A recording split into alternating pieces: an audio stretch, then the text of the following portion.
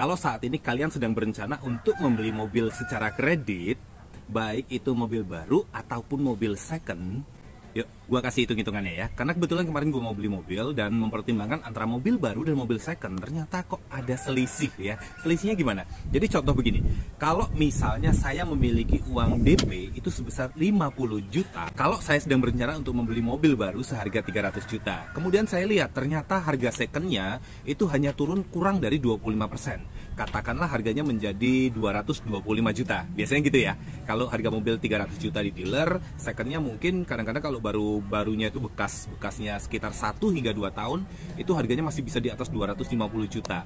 Nah, sekarang saya ajak teman-teman berhitung kalau kita melakukan pembelian mobil bekas secara kredit melalui leasing dengan jangka waktu misalnya 4 tahun, apakah perhitungannya menjadi worth it beli bekas atau worth it beli baru? Nah, mari kita hitung-hitungan, tapi disclaimer dulu bahwa apa yang saya sampaikan ini mungkin hitung-hitungannya tidak akurat 100%, tapi setidaknya bisa dijadikan pertimbangan buat teman-teman semuanya ya. Yang pertama, kalau teman-teman membeli mobil baru ya, misalnya 300 juta, teman-teman harus tahu dulu bahwa teman-teman itu bisa mendapatkan diskon langsung dari dealernya. Biasanya kalau mobil baru seharga 300 juta itu kita bisa mendapat diskon antara 15 sampai 20 jutaan untuk satu unit mobil. Sedangkan kalau teman-teman membeli mobil itu secara second, teman-teman nggak dapat potongan dari dealer ya. Jadi harga yang ditawarkan misalnya 225 juta itu sudah neto ya. Sekarang kita hitung. Kalau kita cek harga baru 300 juta, harga second 225, seolah-olah kita mendapat pengurangan atau penurunan harga sebanyak 75 juta. Kalau ini kita lakukan pembelian secara cash, ini benar. Tapi kalau kita melakukan pembelian secara kredit, teman-teman harus paham dulu bagaimana hitung-hitungannya. Oke lah, anggap aja barang mobil bekas yang hendak kita beli harganya 225 juta, kita punya DP 50 juta. Saya asumsikan bahwa kita tidak menghitung untuk asuransi dan lain sebagainya, hanya perhitungan pokok bunganya saja ya. 225 dan kita punya DP 50 juta, maka pokok hutang kita adalah 175 juta. Nah, dengan pokok 175 juta, teman-teman harus tahu dulu bahwa untuk leasing kredit mobil bekas itu biasanya lebih kepada lembaga pembiayaan non-bank.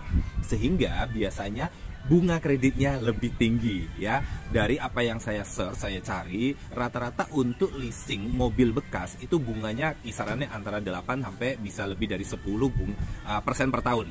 Asumsi aja, anggap aja 10% per tahun ya. 10% dan kita melakukan kredit itu selama 4 tahun, maka bunga yang dibebankan kepada kita total 40% dari pokok. Kalau pokok kita sebanyak 175 juta dan bunganya 40%, maka total bunganya sebanyak 70 juta, alias total pokok dan bunga yang harus kita bayarkan adalah 245 juta selama 4 tahun. Kalau kita bagi 4 tahun ini per bulan, maka per bulan yang harus kita bayarkan untuk cicilan adalah kurang lebih sebesar 5.100.000 rupiah per bulan. Oke, nah bagaimana perhitungannya kalau kita membeli ini mobil baru? Kalau mobil baru dengan harga 300 juta, teman-teman harus tahu dulu bahwa kalian bisa mendapatkan diskon dari dealer. Biasanya anggap aja asumsi aja 20 juta deh. Berarti sebetulnya harga yang dikenakan kepada kalian itu hanya 280 juta. Dari 280 juta, kalian punya DP 50 juta. Berarti pokok hutang yang dibebankan kepada kalian adalah 230 juta saja.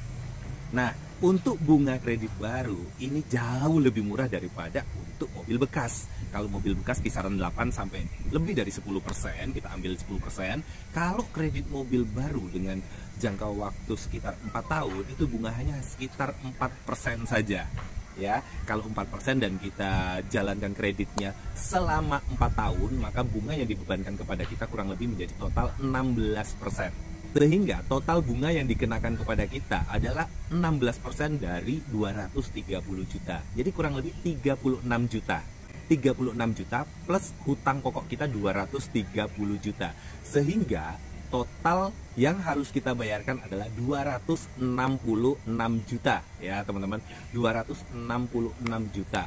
266 juta dibagi dengan 48 bulan alias 4 tahun, sehingga cicilan kita per bulan hanya menjadi 5.558.000 saja, 5.500.000. Sedangkan kalau teman-teman beli tadi second, kalian harus membayar cicilan sebesar 5.100.000. Hanya selisih 400.000 kalian bisa mendapatkan mobil baru. So pertanyaannya, apakah worth it untuk kita membeli mobil second dibanding mobil baru? Kalau saya selama selisih harga antara mobil baru dan mobil second kurang dari 25%, saya menyarankan teman-teman untuk membeli mobil baru saja. Karena dengan selisih cicilan per bulan yang hanya sedikit, kita bisa mendapatkan mobil baru dengan nama langsung kita sebagai pemiliknya dan juga suasana mobil yang tentu bukan bekas dari orang lain. Oke, mungkin itu aja sedikit tips dari saya, semoga bermanfaat ya.